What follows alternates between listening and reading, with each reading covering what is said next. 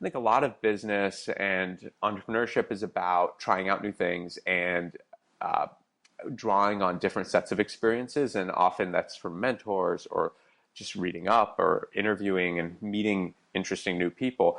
It was really a blessing to be able to actually live several different businesses every year. So I would typically rotate from clients every 3 or 4 months. So, I would check out 3 to 4 businesses and not just check them out, actually deeply understand them and advise them. And this was coming out of college as a 21-year-old. That was an extraordinary opportunity. It's episode 19 of the Her Power Hustle podcast. Welcome. We are taking a 360-degree look at a startup, entrepreneurship, and of course, Big Red, my Cornell spirit, with my guest today, Parviz Parvizi. Let's go. This is Her Power Hustle with Michelle Talbot, where inspiration meets motivation to empower you for the perspiration of being a woman entrepreneur.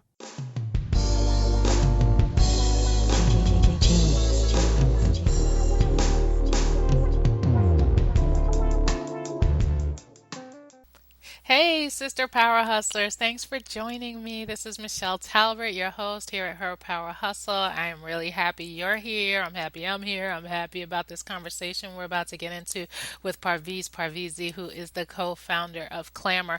Clammr is a new audio app, and you'll hear him talk more about it. And while we do delve deeply into talking about sort of the ins and outs of how Clammr works, I think it's really instructive. The entire conversation is because Parviz has had a really interesting trajectory with his career, both by looking forward thinking of other industries and being a consultant for other companies to starting his own startup. And now that he is a startup founder and actively interacting with customers, what you can learn and take away with regard to customer service. So it's a really robust conversation that we have about the whole sort of ecosystem, as they call it, of having a startup founding, and being a customer and providing customer service. So I think you'll enjoy our chat.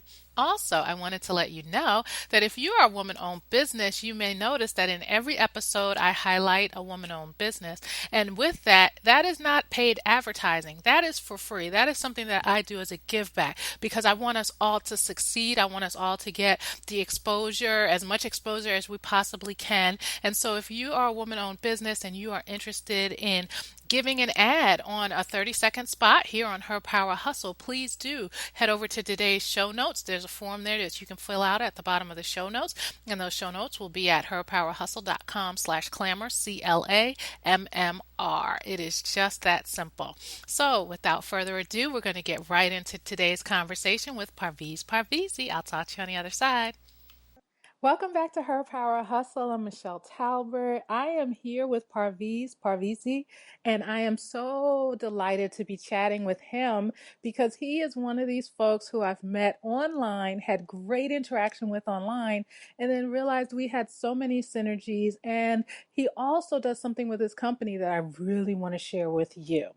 Parviz is the co-founder of Clammr, Clammr, which is a mobile app and platform making audio more social and viral.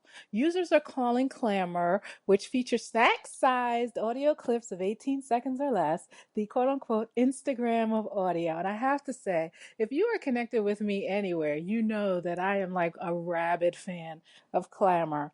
Previously, Parviz worked at McKinsey & Company, Goldman Sachs, the FCC, O'Melveny and Myers. This does not sound like the typical resume of a startup guy. He has advised top 5 global media companies and mobile carriers on strategy and growth. He was a founder of McKinsey's Consumer Research Initiative on digital consumer behavior, which sounds fascinating, authoring 3 of the firm's 10 most downloaded media sector knowledge documents. Parviz holds a JD from Yale Law School and an AB from my alma mater. I'm so excited, Cornell. Parviz, welcome to the show, dude. How are you? Great, Michelle. It's such a pleasure to be with you. I'm so excited to be with you. Okay, so, we're going to just get it out of the way because everybody knows I have to talk to you about it. Big Red Man, you are a Cornellian and you graduated a year before I did. This is so awesome. Indeed. Go Big Red. Yes, I was so definitely. excited to see that. We had that in common. I always love running into Right, Cornellians. and we run into each other everywhere. Cornellians are Mm-hmm. everywhere Mm-hmm. around the world. So from Cornell, now you took some time off after your studies at Cornell, and what I mean by time off is time in between Cornell and law school, it looks like. So what did you do in those intervening years? Yeah, so I worked at McKinsey, the consulting firm Mm-hmm. that you'd mentioned. Did that for a few years, spent some time here in the US, and then transferred to the Moscow office and spent a year in Russia with Oh, McKinsey. that's fascinating. I was always interested in kind of transitional economies and had an opportunity to do that, which was awesome. So what made you then decide to go to law school after McKinsey? Yeah, so it was always something that was of general interest to me in the sense that I'm somebody who's interested in policy and also it seemed like a really natural extension of things that I'd studied as an undergrad, history, economics. But truth be told, and I went in thinking I'd actually potentially might want to teach. And Yale is a great place for folks who might consider teaching. And law as a field is just an interesting place academically because there are actually no standards. So you can write and research really anything. You have people going anywhere from law and economics to law and literature and things in between. But really the reason I ended up going was McKinsey had a really generous program where it covered an MBA if you wanted to get an MBA. And they would pay for the whole thing. And so I just ended up working a deal out to cover my JD instead. I thought it would be an opportunity to grow myself more, getting a law degree, and create this option for maybe potentially teaching. And I figured, worst case, I get to explore an entirely different career path, and then worst case, I can go back to McKinsey. Right. And if I didn't go back to McKinsey, it would have been an interest-free loan. So it was a good deal regardless. Mm-hmm. So that was part of how I ended up going, in the sense that I wouldn't have probably, if I had to cover all the costs Right. and take on the loans, I would have been much more intentional about, I'm definitely going to be doing this career as a career. But for me, it was essentially a way to grow and have it really be covered by a former employer, potentially, if I ended up sticking on the path I was on before. So tell folks a little bit about McKinsey and then what you did with McKinsey, and then we can transition into, how that plays out as an entrepreneur. Yeah, so McKinsey's or management consulting is one of those jobs you actually can't ever Right, explain to I your mom. know. My mom could never actually figure out what was it that you actually did? What is it that you do, right? But basically, McKinsey and management consultants overall are advisors to typically large companies. In McKinsey's case, really the focus is more on Fortune 500 companies. And it takes on different flavors. You have service lines that you serve clients around. Classically, McKinsey's always been really a strategy consulting firm, so helping come in and provide really an objective outside perspective to clients on things like portfolio strategy. What businesses should they be in? What businesses should they not be in? Things like also operations. What parts of their business should they really double down on owning versus re-engineering versus partnering or potentially even outsourcing. A lot of, I think, the value that a McKinsey brings, it's certainly known for being a place that brings in analytical rigor and sort of smart people. But I think a lot of the value comes in from being really objective and a trusted advisor who can just kind of set the table in a straight way for then senior decision makers to really decide on what it is they want to do, or provide support for something that maybe was a bit of an intuition. It was really an extraordinary opportunity as somebody coming out of college, and even a little bit later as well. I stayed there for a while after law school, in that it gave me exposure to a lot of different businesses. So I think a lot of business and entrepreneurship is about trying out new things and drawing on different sets of experiences. And often that's from mentors or just reading up or interviewing and meeting interesting new people, it was really a blessing to be able to actually live several different businesses every year. So I would typically rotate from clients every 3 or 4 months. So, I would check out 3 to 4 businesses and not just check them out, actually deeply understand them and advise them. And this was coming out of college as a 21-year-old. That was an extraordinary opportunity in the sense that it was very senior decision makers that I'd be interacting with. And so that really provided a great solid foundation coming into entrepreneurship afterwards. And in my case, I ended up being somebody who focused pretty early on media and telecom and tech. Often at McKinsey, you're very much a generalist earlier in your career, but I ended up early on focusing, and then also later as I got more senior as well. Well, and I think what's also interesting about this and the shift then into entrepreneur and being a co-founder of a startup or a number of startups in your past is that you have the ability to be a bit more agile because you bring with you the strategy and all of those things that you learned how to help and advise with. But it seems to me, and maybe you can correct me if I'm wrong, that larger companies will take a lot longer to implement certain strategies and changes because they have to go through, the hoops and the board and all of the layers that don't necessarily exist for a startup. So can you speak to some of the benefits of being a startup with the background of having, really good strategic mindset? Yeah, it's a great point and a great question. If I had to summarize what McKinsey does, it's making incremental change to large organizations, and that's not meant as something that's a negative in the sense that there's a real sense of mission there, where incremental change to something that is a very, very large organization can actually still have a net very large impact. And McKinsey probably wouldn't want to frame it that way because they'd want to say we make lots of significant change to significant organizations. But the reality is it's actually incremental change because of some of the reasons that you cited.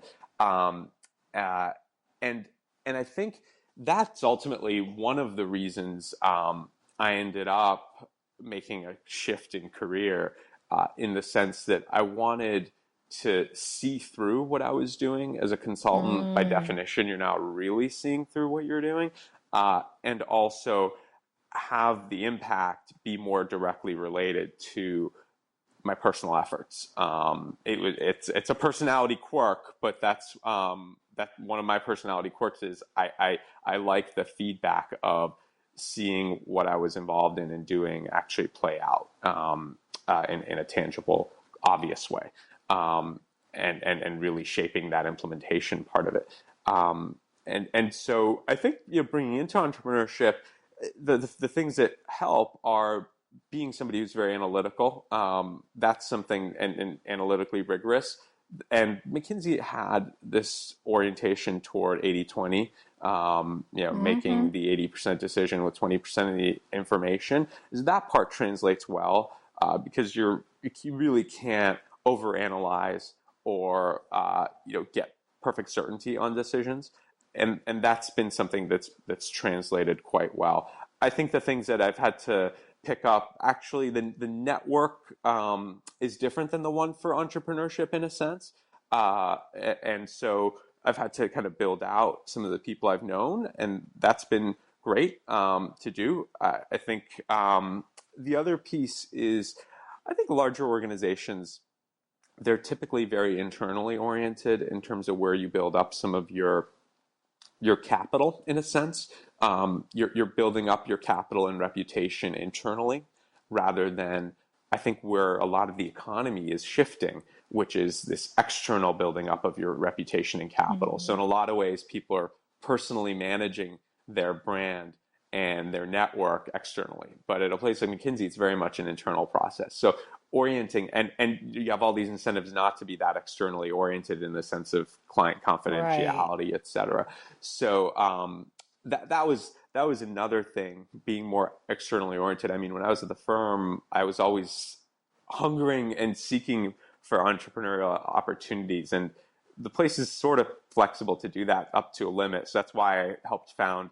I really was one of the founders of iConsumer which was McKinsey's major investment in consumer digital behavior. And that was a great chance to just have an opportunity to go make phone calls to people all around the world and spread some of iConsumer to other regions, et cetera. And that building up iConsumer is one of the experiences that also was a natural fit with then jumping out and being an entrepreneur. And so I love that there are two words that you use that are the exact reason that you're on this call, and that is consumer feedback and reputation. And as I mentioned at the top of our conversation, was that I am an avid and rabid user and fan of Clammr. And you know this, and the reason Awesome. you know this is because you and I communicate quite Yeah, regularly. Um, absolutely. And we love it. Yep. Thank you. Thank you for the feedback. So Yep. here's what I love about Clammr and why you are here to talk with our listeners and what they can take away from this conversation. And that is the perks, benefits, hands down importance of customer service. Let me preface that. Good to great customer service. So, Parviz, I get on Clammr. I set up an account. Within 24, maybe 48, but I really believe it was 24 hours, I got a message personally from you. Welcome to Yep. Clammr. I see you're a podcaster. We're working with podcasters to help podcasters, blah, blah, blah, blah, blah, blah, blah. Tell us, what is the ethos of Clammr? Tell us about your dedication to your consumer and how that is playing out in the field for you. First, tell us, how old is Clammr? So we publicly launched Clammr, really started to launch it about a month ago at NMX, New Media Expo in Las Vegas, which is a conference a lot of podcasters attend. We pulled the team together in September 2014. We'd been doing a little prototyping. One of my co-founders and I, David, and then pulled the full team, which there are four of us who are the founders, September, and then we were in product development and some beta, but to the public really the past month. And it's been great. We've gotten a ton of content creators just flooding in, which has been fantastic, and also something that keeps us up quite late in the sense of trying to maintain that standard of interacting with people and following up with them. That's really important to us. So what made you launch Clammr? What was the need you saw in the marketplace that you're filling? Yeah, so it came out of some interesting behavior that David, one of my co-founders, and I engaged in, and really a place of our personal behavior and personal need. So it wasn't something, funny enough, that was a classic McKinsey analysis or something where we sat down with a white sheet of paper and looked at the landscape and prioritized 100 opportunities and this one fell off the bottom or something. That part came later, to be honest. It was more intuition, which is so ironically, David and I met on the first day of law school. And at our law school, you were put in groups of 12 people and you took all your classes together. And one of the things that we had, and we became friends immediately. And one of the things we had in common is we're actually both slow readers. And that's why I mentioned law school. As you know, Michelle, you and I share that in common. There's a lot of reading that happens in law school. And we were both slow readers. And so we've always, and at the same time, we're both big self-developers. That was one of the roots of our friendship in the sense that we were both in school, but we were always developing ourselves before school, after school, after graduation, we certainly intended on it. And so it wasn't as if we thought of reading and books as something you did in school per se. And so we'd always exchange stuff. And so we listened to a lot of audio. And he used to be a professional musician actually before law school.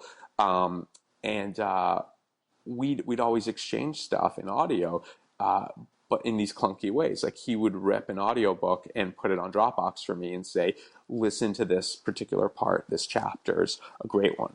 I used to listen to The Whole Economist every week, and I still do. And so I'd tell him about pieces of that. I'd send him links to NPR stories. It was always in this kind of clunky way where it would be this long explanation of what it was that was interesting to listen to. and then, an email. And so it came out of David's forehead one day when, he said, hey, like, why isn't there an audio Twitter? Why couldn't we just tweet this out to each other? And we said, you know what, that actually makes a lot of sense to share stuff, just tweet out. Like, if you hear something in audio that's good, instead of some description of it and a link and then telling someone where to go, just tweet that thing out in its native format. And also we thought it was efficient in the sense that you could actually then, once we started really dreaming about it, we said you could have a string of these things and they can actually be really informative, potentially the same way some people use something like a Twitter as an RSS feed in a sense. That's one use of Twitter. And so that was really the genesis of the idea. And then from there, it became a process of starting to validate it. You're obviously euphoric when you come up with something that you get excited about, that you see there's a need for in the marketplace, in the sense that it just intuitively made sense. There's a short form social flavor of every type of media format. Text has Twitter, images have Instagram, video has Vine. So we started saying, yeah, it definitely makes sense. But then the validation process, we decided to be really practical. We just recorded a set of short clips for each other, and put them in Dropbox, a few dozen each. And he curated a set for me, I curated a set for him. And we just said, would it be crazy to have these short things and have a bunch of them? Would that be just a really overwhelming bad experience? And we played them for each other, and we both really liked what the other had created. Then we asked a series of friends. We said, hey, can you just play this series of short clips in sequence? And we got a lot of great feedback from that.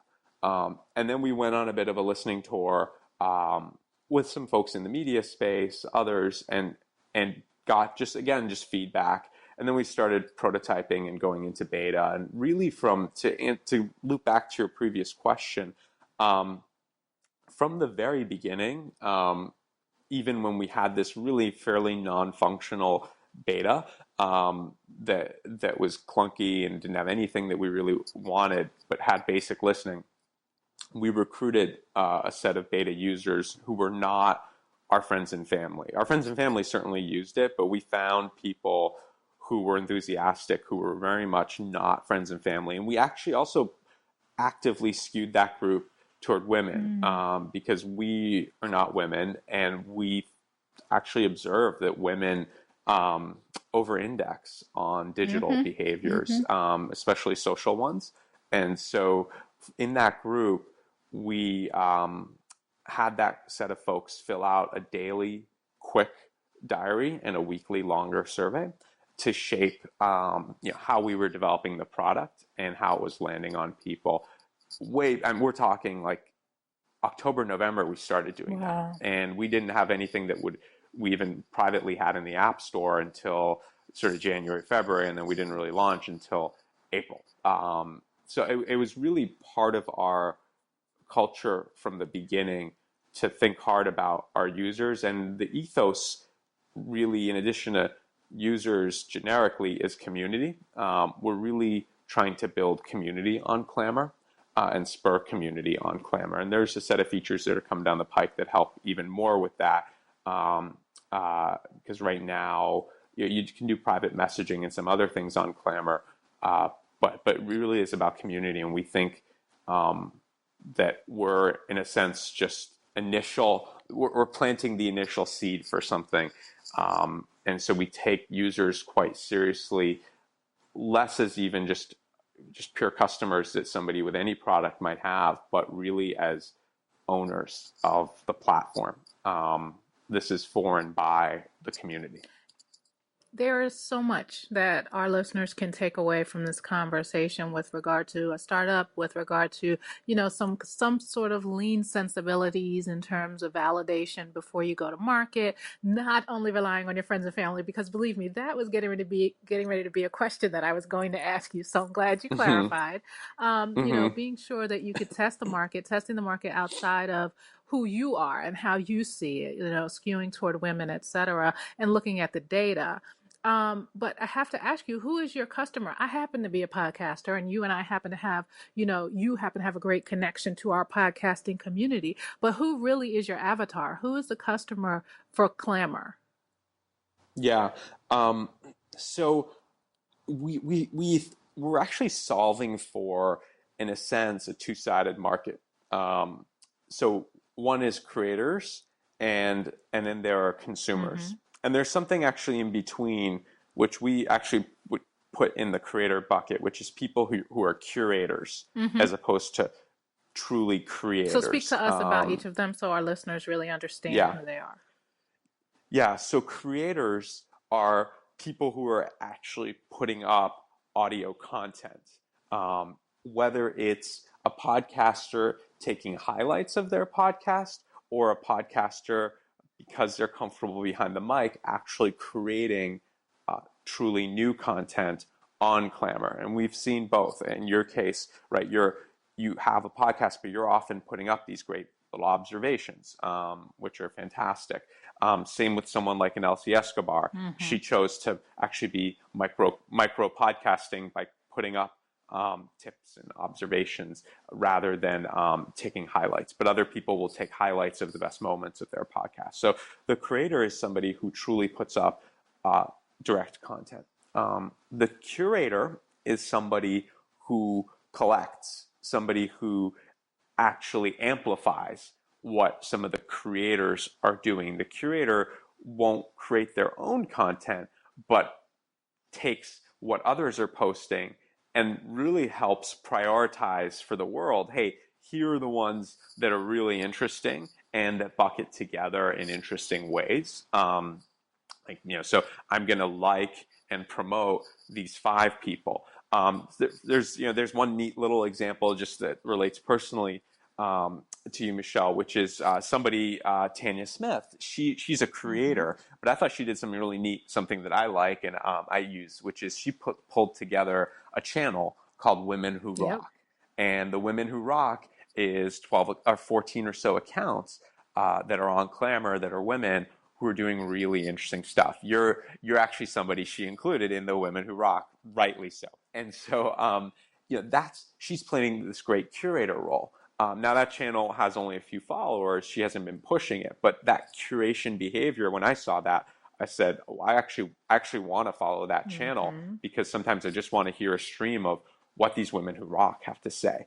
So that's the curator role. Also, the curator can pull in things from others and then create the Clammrs, right? So they may be an avid podcast fan. We have a number of those, and they're putting up highlights of their favorite podcast. So it's the curator. And then the last one is the listener, which is just somebody who will passively listen, socially engage in the sense of sharing things out with friends, sending direct messages, etc. But isn't at the core creating content. So that's how we think of the Clammr community, and where we've initially focused has really been on the creators. We think that's the bedrock of Clammr in a sense. And so that's our energy's been focused on getting to know the creator community. What we did at NMX, appearing there, interacting with as many podcasters as we can. Also other folks in audio. So there's a music aspect of Clammr. There are a number of musicians on Clammr. And we, during our product development, actually embedded in the Berklee College of Music in Boston. And worked with a set of students there who gave us a lot of great feedback. So that's another part of the creator community that's there and that's been incredibly valuable and is having a really interesting conversation. Musicians just throwing up things they're working on that are unfinished. There's a lot of opportunity for collaborative creation. Any Clammr can be remixed into another Clammr. So people can take a Clammr they hear, pull it into the mix board, and then record something on top of that, or throw a beat on top of that, or other things. So musicians are playing with that, and other people are playing with that. We've seen somebody who takes food recipes and throws little rap beats behind them and throws in little sound effects, from just funny funny TV quotes, movie quotes, etc. Ridiculous Miss is her handle. She's been doing some funny stuff with food recipes. So That's cool. So yeah. in talking with us about, and for the listeners who are thinking about their own markets and how they can be hmm responsive to their markets once they've identified who their market is, what are some takeaways that you can share with our listeners for really tending to their customers and potential customers? So we're learning as we go. So anytime sharing lessons, I guess folks can take it with a grain of Sure. salt in the sense that you've never really solved the problem in that respect. But I think a few things that I would flag are making a direct line of communication available. I think having things like having systems in place is great, and you know. Templates, et cetera. That's all great. But there should be a path for somebody that if they don't want to go through a bit of a process, we have things like surveys, we have things that people can fill out about how they'd like to engage in the community. And we encourage people to fill out those Google Docs, but people can always directly communicate with us. If somebody's Twitter oriented, I am personally the Wizard of Oz person behind the Twitter account. And others on the team have it on their phone, so they're seeing the flow of the conversation going and jumping in as well. Info@Clammr.com goes to the founding team. Support@Clammr.com goes to the founding team. Now, that's not necessarily scalable over time, Right.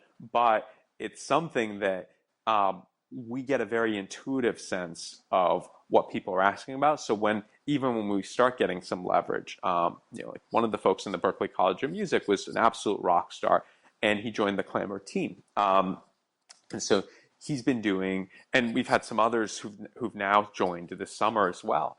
And they've been doing a good bit of the email communications. It's initial outbound communication to people who we identify, who we say, hey, we'd love to have them in the community. I'm able to help them template out some of their communications because I've personally been interacting with people. So I can really help shape that as a founder because I allocate a significant part of every day to directly communicating with users, regardless of whether these folks were giving us leverage or not. So that's I think point one, which is make yourself directly accessible and engage directly. The other is proactively seek feedback. So we proactively do that. If somebody follows us on Twitter, we will send a message that says, please share with us your suggestions and questions. Here is a direct email address that you can contact us on. So we make it clear to folks that they can do that immediately. And same within Clammr. I don't do this with everyone, but I do try to get a sampling, and then especially if somebody jumps out, I will send an in-app message to folks. And we've had everyone in the company really engage in that. Everybody's on the intern team. We say, just take some time every day and just listen to Clammr and then message people. And so that's just part of the culture as well of direct outreach in addition to being available for great inbounds. So then this begs the question. A lot of our sister power hustlers are sidepreneurs. They're moms, their wives, their lovers, their parents, their children, their everything. Sure. Team No Sleep is real. We get it. But let's be honest. How do you do it? What are your words of advice for women who are already stretched to their limit, and now you want them to talk with all of their potential customers? What do you say to that? Well, it's one is think about, and I know where that comes from in the sense of, Dave and I had developed and invested in some other businesses, and when we were launching Clammr, we still had time on those, and we really actively deprioritized some of that in favor of Clammr. But on the founding team, I'll mention this, everyone has a child except for me, actually, and a child under 2. Oh, wow. So folks, we actively relate to that question. Mm-hmm. Folks on the team do. I'm the only one out of the four who actually doesn't have a kid, and I think, and I'm in awe of people who have small children. They're, in a sense, it helps provide a lot of motivation, but it's such a responsibility that you just have to laser focus on. You Right. just can't otherwise, right? Right. So I'd say a couple things. One is think about ways of building in the interaction during your interstitial moments during the day. Mm-hmm. So I was a few minutes late to this call, and you mentioned very graciously that you're multitasking. And that's actually one of my loves about audio, which is I'm somebody who's on the impatient side. So if I'm waiting in line, that drives me nuts. And I just always have audio going though. So I can stand in line anywhere, since about 10 years ago, when, things like iPods, iPhones got prevalent, because I'm always learning and doing something, listening to audio. So, one is set up the inbounds and the interactions in a way where you can do them during interstitial moments. And so, if you're waiting online, if you're doing something in between attending to your child, just quickly you can bang out some notes. So one thing I do, for example, on Twitter, we have questions that come up pretty regularly on Twitter. So I keep an Evernote page called Twitter, and that has the replies to a lot of those frequently asked questions. And so I just copy paste those. If it's something that I obviously personalize, because if it's somebody asking me something that's a very specific question, I'm not going to send them a template. But 80% of the time, it's actually people asking things like, do you have Android? Well, there's like a clear answer to that, and I've already thought it through how to express that answer. I don't need to type that again. So I just copy paste that, and several of the others. So that, and that's something that you can do during these interstitial moments, because it takes brain power to process what your user is saying, but the response, once you process that, can be very much an automatic. And setting up on your phone the different inboxes, same thing. So I have my Clammr inbox set up on my phone along with my other inboxes, so I can just very quickly use that with some of those templated responses. That's one kind of bucket of answer. Interstitial moments. Second is templating. And then the other, which we've only just started, we haven't cracked, is actually supporting the community in helping itself. Mm-hmm. So one thing that happened organically, which we were super excited about, is a set of podcasters created a Clammr Power Facebook group. Indeed. Yeah, right? And you're in it. And that's been fabulous to see folks asking questions, folks providing responses to each other, and also a central place where I can see things and jump in, and then know that I'm reaching multiple people at the same time with something. And a bit of a bonehead move not to have set some of that up. We could have set that up, but I'm so glad, and it's actually great in a sense of it's a blessing in disguise that the community has, because I think it's just more credible that way. And I remember my first note I wrote in there when they graciously said, "You're welcome to join this," is I said, "Hey, please, if you have things that are negative experiences, don't let the fact that somebody from Clammr is on here dissuade you. I'd much rather see you guys having an open and honest conversation with each other, and then I'm happy to be helpful." And so that's been great. Folks have provided feedback on things that we can enhance in Clammr, ask questions, etc. That's an understatement, Parviz, the way you stated that. Trust me, no one in there has any hesitation in sharing how they truly feel and what they have suggestions for things that would make their world more efficient. Yes, absolutely. Yeah, and we so appreciate that, and really hop on it. And I'm taking screenshots of comments and then sharing them, among the full, with the developer side of the team, the two of our co-founders who are doing more of the direct programming.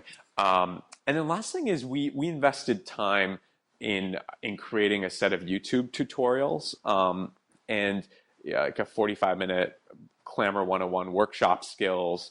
And that's actually been something that's been a real positive for a number of people, where they can self-serve, and just go in there, and we actually time-stamped and hyperlinked the contents. So there are, I don't know, 25, 30 bits of content for every aspect of using Clammr so that people can jump around. And funny enough, that video, the first video, came out of something that we really botched, which was we had a webinar, and we were really excited to do that as part of starting to build up the community. And Google Hangouts was a total disaster for us. I did a Hangout on air, and it just didn't work. And then I scurried and I gave people an Uber conference link. I said, go to Uber conference, dial into that. Well, I was expecting like a dozen people, and we had over 50 people. This was the week after we launched. And so I thought, there'll be just a little bit of interest, and it was overwhelming. And they actually, they hit the Uber conference user cap, which I didn't even know existed. So a bunch of people couldn't participate. And so I felt terrible, and I stayed up till 4 a.m. and I made our first video, because I was just like, these people trusted us and respected us with their time, and we completely let them down. So that was the first of those videos. And by the way, I have to say, everybody was so gracious. Nobody complained. Everybody said, well, I get it. Like, you're starting something. We really appreciate you guys even trying to do this outreach to show us how to use it and best practices. And that's been one of the really neat aspects of, especially starting with podcasters. It's a great community that's super supportive and knows about what it's like to start something. And who all have had audio fails in our lives. At least Totally. Each of us have had to re-record a show at least once. We've all been there. We get it. Definitely. And all of our listeners, I'm sure, have had something that just went left when you thought it was going to go straight. So definitely we can all empathize with that moment. There are a couple of really beautiful takeaways that I just want to be sure that we, target, pinpoint, and highlight in this conversation. And one of those is that, really leveraging your thought processes. The Evernote process is brilliant, I think, because it's a great way to tell people they feel touched personally, and they are being touched personally, but it gives you an opportunity to not have to reinvent the wheel every time. And I think oftentimes we don't take that moment to step back from our business and see sort of recurring themes. That is actually the entire impetus behind Her Power Hustle, was that I was getting inundated with emails and inbox messages from women entrepreneurs asking me a lot of the same questions over and over. And even just as recent as Friday, someone said to me, I'm looking for more information on crowdfunding. I was like, okay, well, look, check out this episode. And then if you have questions after you go through the show notes and listen to the show, then come back to me. Let me put you in touch with some folks. And that felt awesome. It took me fewer than 3 minutes to type that message and give them really good content. So for our listeners, really think about your consumer and what it is that they're asking you over and over and over again that you can systematize to really give yourself some more time back. So I think that's really great. The other piece is creating community. Communities are key to really enabling you to allow the community to do some of your heavy lifting. You can, and not only that, a lot of times your users, your community, your customers have actually tested out certain things that you may not have even thought of. So they can reach out to people who have the same questions because they're in the same shoes. Sometimes we're so in the weeds with our own projects that we don't even realize some of the use cases that could be applied. So it's great when you can see that and then get the feedback without you having to do all the work. You're not necessarily the smartest person in the room at all times, which is great. So I really wanted to make sure our listeners heard that piece. So as we, I think it's a great summary, Michelle, of some of what I talked about, and awesome advice. Several of those points you made were very Clammrable. So you know that this is going to be on Clammr. I mean, it's a given. Very Clammr-worthy points. Yeah, absolutely. I mean, the other, your work really does lend itself well to the bite-sized format. No, I love it. And the other thing I wanted to point out to some of our listeners, a lot of you have blogs or are bloggers. There's always that age-old conversation. Are you a blogger or do you have a blog?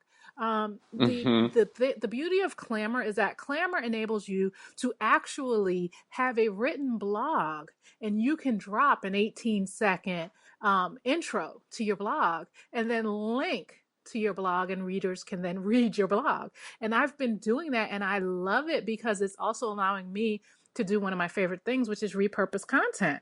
So blog posts that I've Hmm. written, months ago, I'm able to give a little snippet in audio format. And if people want more information, then they can read the blog post. So I think that's a great thing for our listeners listening, that this is a great way for your business to have more exposure, get, out there to additional audience and consumer.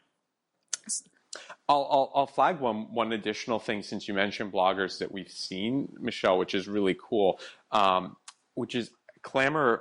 Every Clammr is an open embeddable object. So what that means, that's a bunch of words, but what that means is anything on Clammr can be embedded on websites, Tumblr, any digital experience. We've had somebody who actually just recently developed an app where he's embedded the Clammrs inside the app. So we've seen a number of bloggers take their Clammr accounts, especially the people who have a podcast and a blog, and they'll take their highlights of their podcast and embed those using our widget maker. So they'll take the embed code and just throw that on their site. So now they give their users access to their back catalog of content, because a user can just press play and then hear these little highlights. And then if they hear something interesting, they can just launch that old podcast directly from there.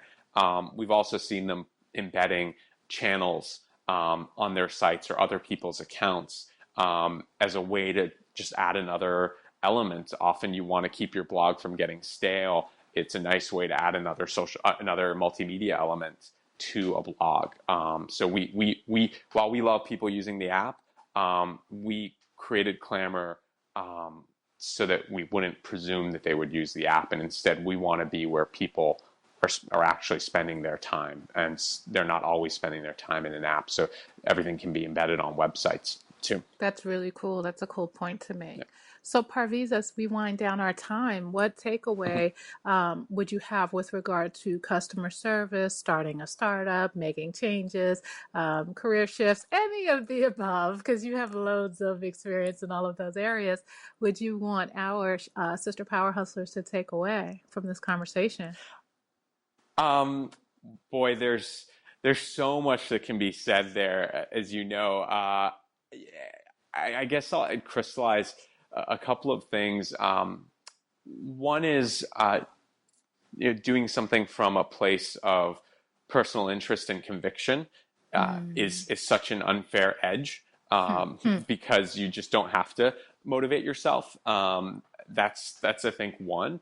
And then two is, even when you're doing something from a place of conviction, you still run into inevitably the ups and downs. And so probably the most important thing is to never give up, always keep going, push. And that's, I think those are the two really high level points that I would make from the experience of starting and launching something. Personal conviction, and it is never done. Just don't even presume you can be done. That's the best way to, the best mindset. Best way to say that. Like, I'm not trying to get anywhere. So I'm not stressed out. I'm not giving up because there's nothing to give up on. It's not as if there's a finish line. So I'm good. Even on a bad day, I'm good. I love that. Like, did I move the ball incrementally in any direction? Okay, great day, awesome day. Yeah. I love it. So tell folks where they can find you, Clammr, get involved. And of course, all of this information and links, etc., will be in the show notes at herpowerhustle.com/Clammr, CLAMMR. Absolutely. So Clammr is an iOS app. It's on the App Store. Just search for CLAMMR.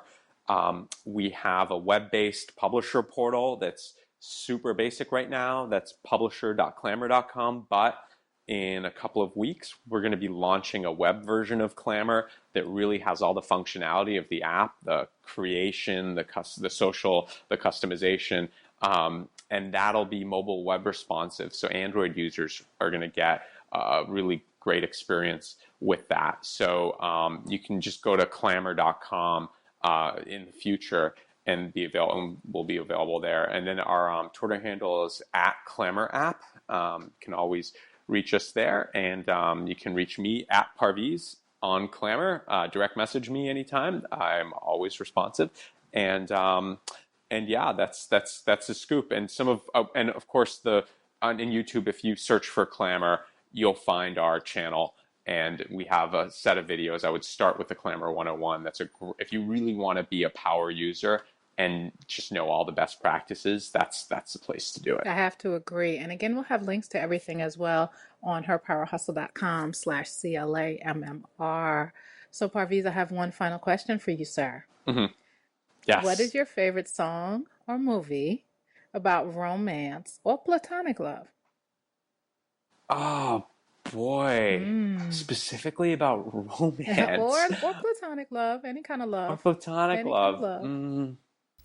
While Parviz thinks about that question, we'll hear from Elsie Escobar. What is up, lovely Her Power Hustle change makers? I am so glad that you got a chance to listen to the awesome Parviz and Clammr. Audio is my happy place. It's where I feel my power. It's how I'm called to serve women who are changing the world. I am a passionate advocate and change maker for women's voices in digital media, and those are my daughters. And I do this via J&E Media Consulting, where we help corporations and small businesses to create inventive and original brand-centric content in the digital media space. In other words, we know you want to bring your company into the next phase of digital life, and we're going to help you do it in clever and exciting ways that you wouldn't have even thought of. If you want to check us out, find us at jemediaconsulting.com and find me in social media as @YoGeek. Thanks, Elsie. And now back to our conversation with Parviz. Oh, boy. Specifically about romance. or platonic love, any kind of love. Or platonic Any love. kind of love. All right, this is a little bit of a stumper. I'm trying to actually See, he only think. listens to the first 18 seconds of any of my podcasts. Exactly. No, jeez, I love I'm sorry. this. No, I'm excited because I love it. Yeah, so it's a genre that I don't really. Any kind of love, truth be Parviz. told, It could be love of a dog. It could be Sounder. I don't know. Just anything. Well, if anytime, I'll just find some way to have an excuse to say it because it's my favorite movie. Say it. I can probably spin some romance, but I love Shawshank Redemption, so that's my favorite movie. Okay, that's okay. I've heard a lot of people like it. So I don't know. Let's somehow say that there's some tie to romance there for ourselves, love of friendship. I think really great friendship. Yeah. Well, they did have a friendship in there. Shawshank. That's cool. Yeah. That's right. Judge. That's right. I don't judge. I just ask the questions. I don't put you on the couch to dissect That's why. a great question. Yeah.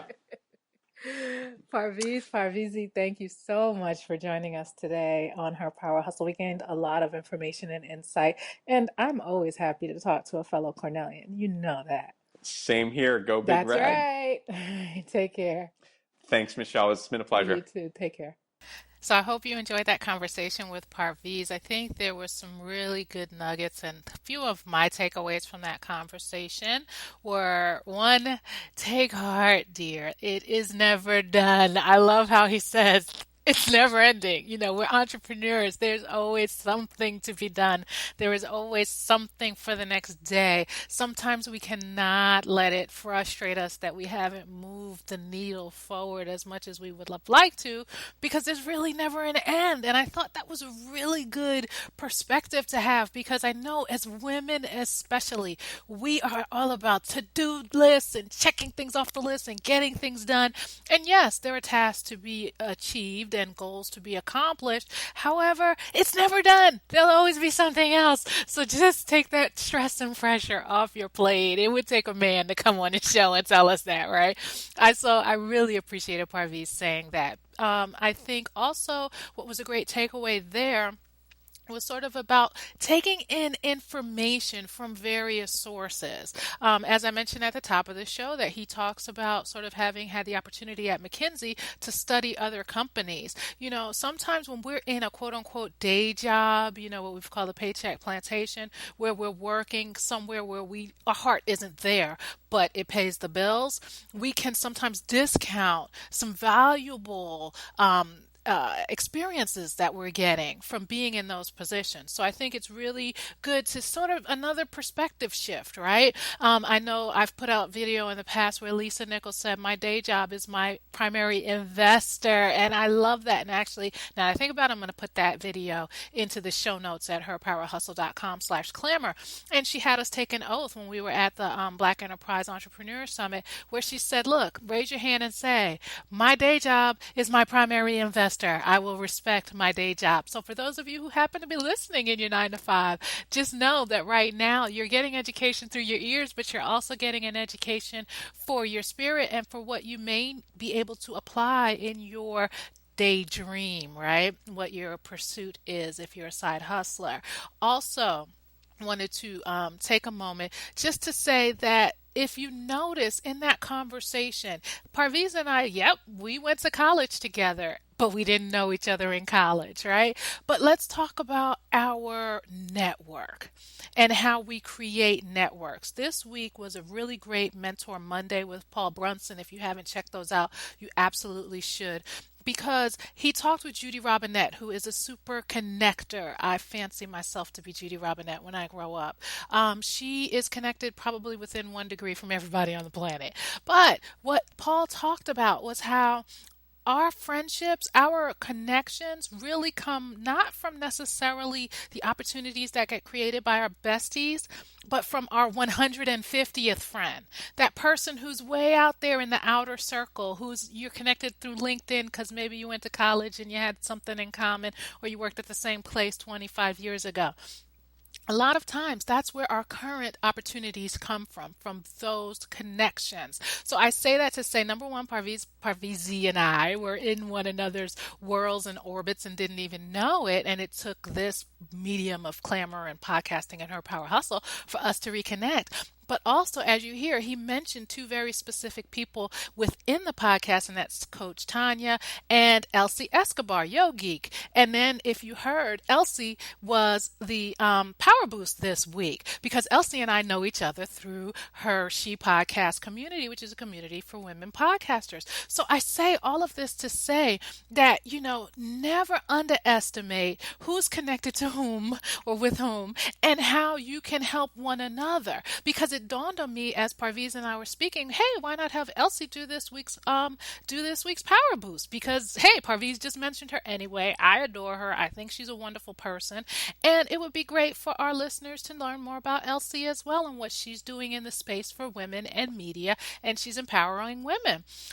Coach Tanya took the time to put all of us into her Clammr that she's created for powerful women on Clammr. So I think that never underestimate who's in your circle, who may be doing something kind for you that you don't even know, and who you can do something kind for, whether to their knowledge or not. So to further that end, and then I'm going to get out of here and let you get back to whatever you were doing and possibly putting to use some of the lessons learned here with our conversation with Parviz, I would say that if you are a woman entrepreneur, we would love to have you in our Facebook community, the Sister Power Hustlers. We are rocking and rolling. We are really serious. This is not a community where we're just sort of, commiserating. We commiserate, but we also uplift. We support. We support with our dollars. We support with our platforms. Every Wednesday, we have Women Crush Wednesdays where you can share something you need help with. You can share a win. You can share a challenge. And you would be surprised, or maybe not, how many of our problems get solved right within our group. And I'll be frank with you, the other night, we were up until 3 o'clock in the morning. There were like 3 or 4 of us, and we were messaging each other and inboxing each other and communicating within the group because we were all working on different parts of our business. And there is something so fortifying crying about knowing that you are in this shoulder to shoulder with someone else, and knowing that, hey, they're going to egg you on as well, because I can't go to sleep because she didn't go to sleep yet, but that's in a good way. That's not competitive. That's more saying, look, she's in the trenches. She's going to make it. I want her to make it. I want me to make it too. We want you to make it, Sister Power Hustler. So come join us. You can hit us up at Facebook, Sister Power Hustlers. You can head over to herpowerhustle.com/Facebook if you'd like to join the group as well. So, with all of that being said, I'm going to head out of here. We're heading into the 4th of July weekend. I hope if you celebrate 4th of July that you do it in a safe way, have a lot of fun, eat a lot of food, do some swimming, get some sun, whatever floats your fancy, work on your business. We'd love having you here. Thank you so much for joining us, and I'll see you on the next episode of Her Power Hustle. Thanks for tuning in to the Her Power Hustle podcast, produced and hosted by Michelle Talbot, with voiceover talent by Mr. Matt Young,